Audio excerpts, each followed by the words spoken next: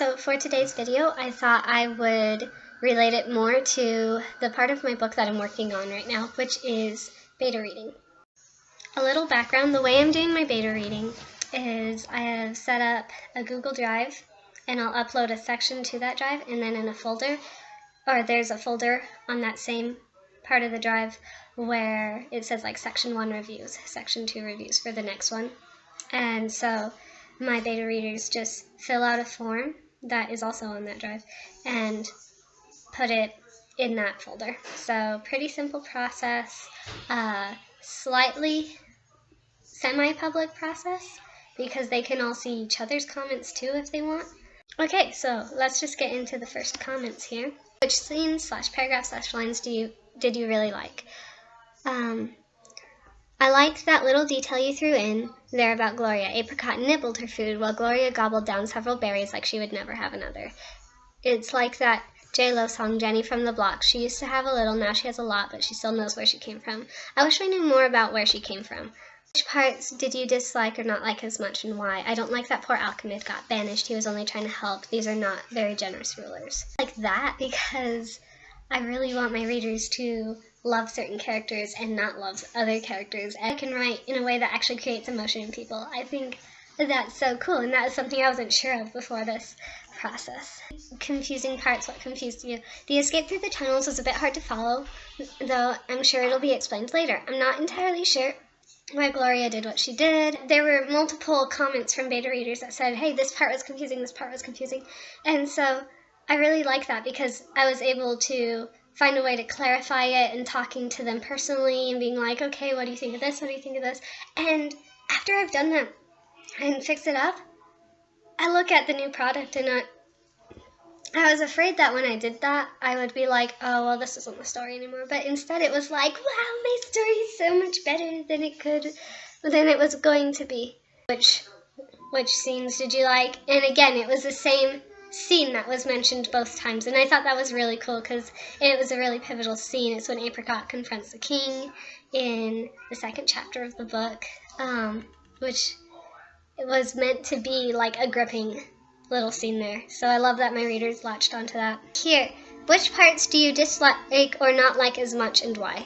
And this reader says, I wasn't a fan of the scene where the princess decides to hold friends tryouts. It makes her seem like a spoiled brat that no one would actually want to be friends with. The reader said that they liked the friends tryouts because it really showed the loneliness that the young princess had and how very few people were able to understand her, and those that did try to help her with that loneliness were punished for it. And so I thought that was interesting because with beta readers, you're always going to get those confronting views, and you got to decide if you like it or not because, you know, some people might not like it and some people will. And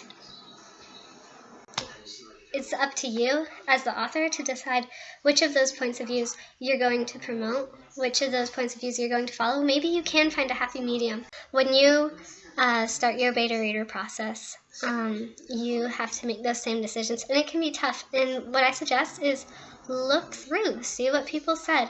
But really, in the end, pick what works for your plot.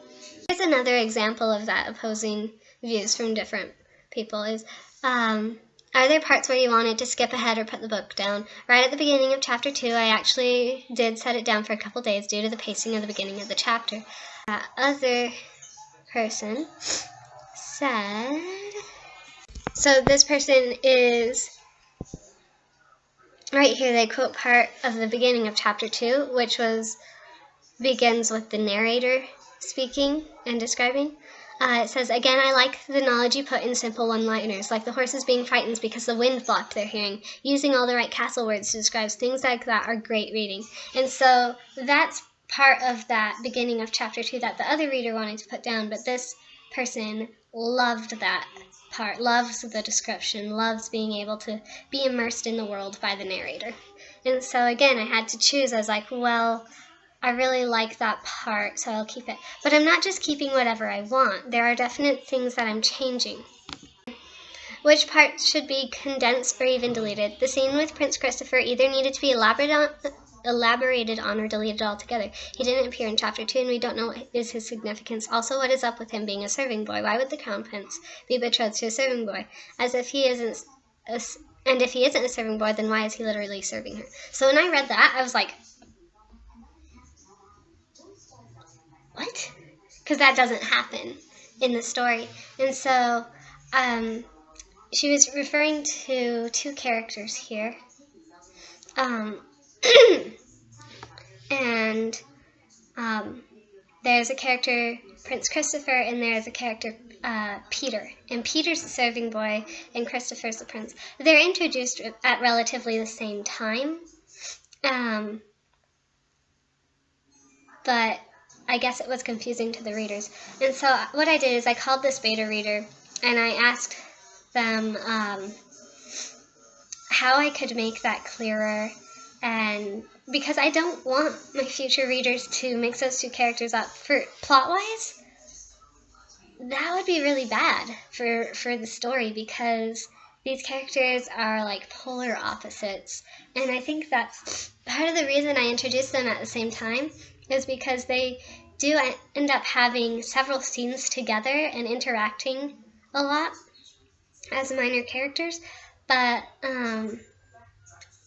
they still, like, I don't know, I don't want my readers to be mixing up Peter and Christopher. After I talked with this person, I was able to fix it, and I was even able to add this really cute scene between Gloria talking to Peter and how they're friends, and I was just like, oh my gosh, I love this, and I was just so happy with it. I was like smiling the whole rest of the day. You know, I walk into class and I sit down and I'm like, this is a good day.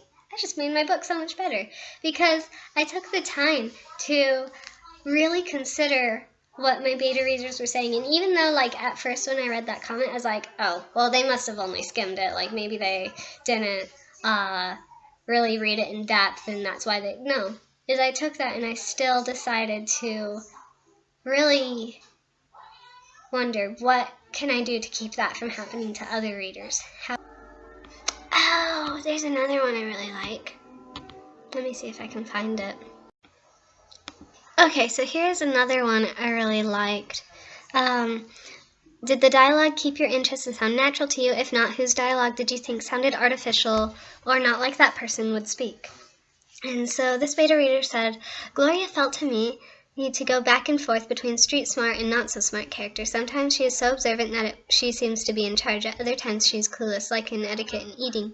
How would she have not figured that out in 3 years? She surely gets all the food she needs. By that time she would have stopped eating so desperately. If the same passage had been before the years had passed stage, it would make more sense. Also, I understand why Gloria cries at the end of chapter 2, but is she tough or is she soft? Or do you mean for her to be a dichotomy? Is her character to be developed as complex as well? So this character does have a complex personality, but at the same time I do mean for her to be really street smart. And so I had to go back and find all the parts where maybe she didn't seem that smart. At the same time, I did keep her eating the way she did, just because, like, that she doesn't really think about it, and she's not allowed in those etiquette classes that the princess takes. Okay, so the last thing I want to react to in this video is right here. Did you feel there was too much description or exposition, not enough, maybe too much dialogue in parts? One of my beta readers responded, I think to a 3rd or 6th grade audience, this is the perfect amount of description.